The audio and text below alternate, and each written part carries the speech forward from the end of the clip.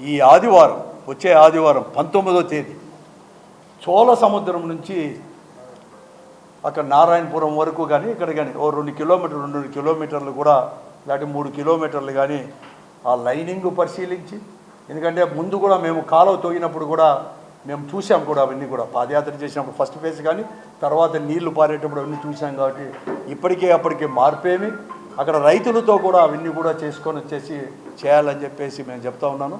అందుకోసమే ఈ జిల్లాలో, ముఖ్యంగా ఈ జిల్లాలో ఉండే రైతాంగం, అలాగే మేధావులు, ప్రజలు అందరూ కూడా ఈ ప్రాంతం పైన ఇంట్రెస్ట్ ఉండేవాళ్ళు కూడా ఇర్రెస్పెక్టివ్ ఆఫ్ పార్టీ అందరూ కూడా రేపు జరగబోయే ఈ ఒక యాత్రలో అందరూ కూడా చూసి పరిశీలించే యాత్రలో వారు కూడా పాల్గొనాలని చెప్పేసి ఈ రాయలసీమ, గ్రేటర్ రాయలసీమలో ఉండే వారందరూ కూడా తిరగాలనుకున్నాం. దానికి అందరూ కూడా రావాలని చెప్పి రేపు జరగబోయే దానికి, భవిష్యత్తులో జరగబోయే దాంట్లో, చూసే దాంట్లో, పరిశీలించే దాంట్లో కూడా రావాలని చెప్పి అడుగుతున్నాను. మరీ ముఖ్యంగా మీ అందరికి కూడా పార్టిసిపేట్ చేయాలి, అందరు రావాలి. నేనే కాదు, వీళ్ళే కాదు, ఇర్రెస్పెక్ట్ ఆఫ్ పార్టీ అందరు కూడా కోరొచ్చు.